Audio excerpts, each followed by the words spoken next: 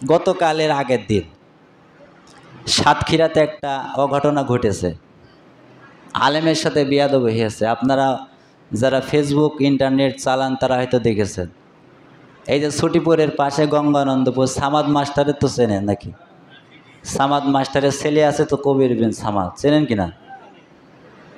সাতক্ষীরাতে অলিপুর চেকপোস্টে ওই জায়গায় একটা মাহফিল ছিল। মাহফিলে রানিং চেয়ারম্যান হয়তো, সে আবার বিএমপি করে, জাতীয়তাবাদী দল। সম্মানিত হাজিরিন,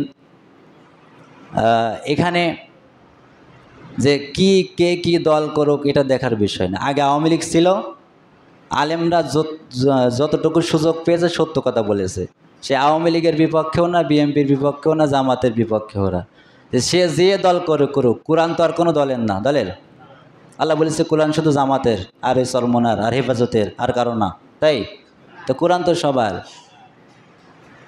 তা আপনারা 15.5 বছর তো শেখ হাসিনা ছিল, শেখ হাসিনা থাকাকালীনও কখনো কঠোরপন্থা এরকম আলাপ ব্যবহার কোনোদিনও দেখেন নাই।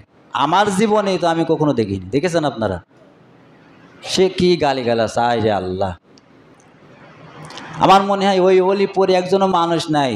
কমেন্টে লিখছে যে অলিপুরে কেউ জুতা পাই দেয় না, অলিপুরে কেউ জুতা পাই দেয় না। আপনি চিন্তা করেন, আপনি ফেসবুক দেখলে আপনার পায়ের রক্ত মাথায় উঠে যাবে।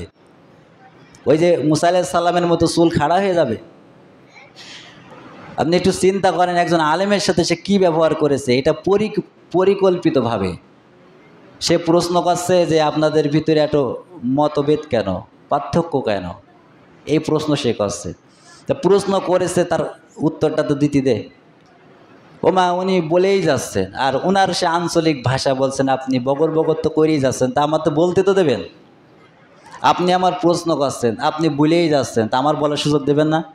তো তিনার আঞ্চলিক ভাষায় তিনি বলছেন, আপনি তো আমাকে বলতেই দিচ্ছেন, আপনি তো বকর করেই যাচ্ছেন। এটি কি কোনো খারাপ কথা? আমাদের আঞ্চলিক ভাষায় বলেন না আপনারা। এটা ওনার সেন্টিমেন্টে বেঁধে গেছে। হ্যাঁ যাক, কিন্তু তেনার শালীল ভাষায় বলেন, এত পরিমাণ গালিগালাজ, হায় রে আল্লাহ। তাও আবার সাতক্ষীরায়, তাও আবার কোথায়? বাংলাদেশে একটা যদি জেলা থাকে তার নাম সাতক্ষীরা, শুনলেই গায়ের লোম খাড়া হয়ে যায়। তো সাতক্ষীরায় গতকালকে মানববন্ধন হয়েছিল। যত আলেম আছে সাতক্ষীরায় তো জানেন আলেমরা কেমন। সাতক্ষীরায় যত আলেম আছে মানববন্ধন করেছে যে 24 ঘন্টার ভিতরে ইনাকে ধরে যদি গ্রেপ্তার না করা হয়, সাতক্ষীরার মসজিদে কেউ আর ইমামতি করবে না।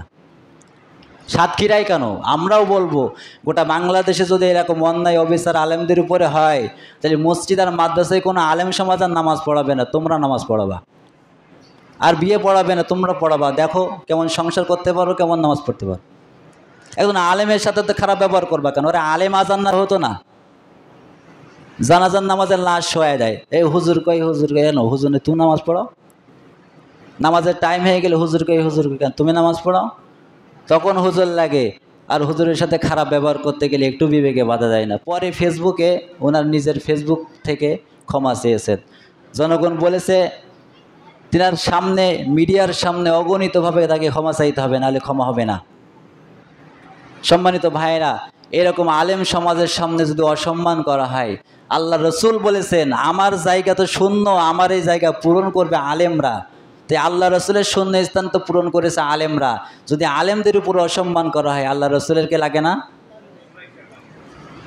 তাহলে এই আল্লাহ রসুলের অপমান, এই গোটা আলেম সমাজের অপমান, ইমানদারদের অপমান আর গোটা মানুষ সইবে না। আর মানুষ সইবে?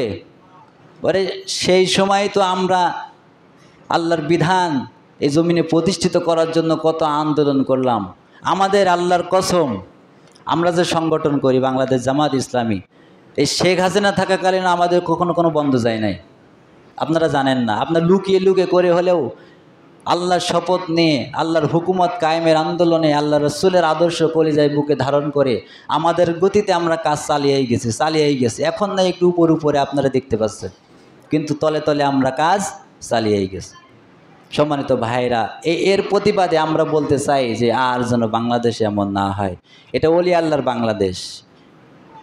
একটু ভেবে দেখেন না, বাংলাদেশকে সম্মানিত করলো কারা?